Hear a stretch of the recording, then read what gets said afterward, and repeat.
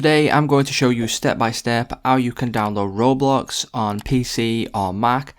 So first of all, obviously go over to a browser of your choice. As you can see here, I'm on Google. So simply what you need to do first of all is search for Roblox download, and then what that will do is obviously bring you to here where you can click on the top search result on Google right here, and then that will bring you over to this page. As you can see, this is what is available on macOS, Windows, it's available on the App Store, Google Play, etc.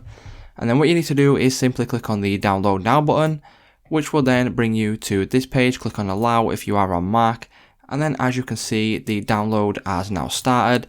So what we can do is if we click on this, as you will notice, double click.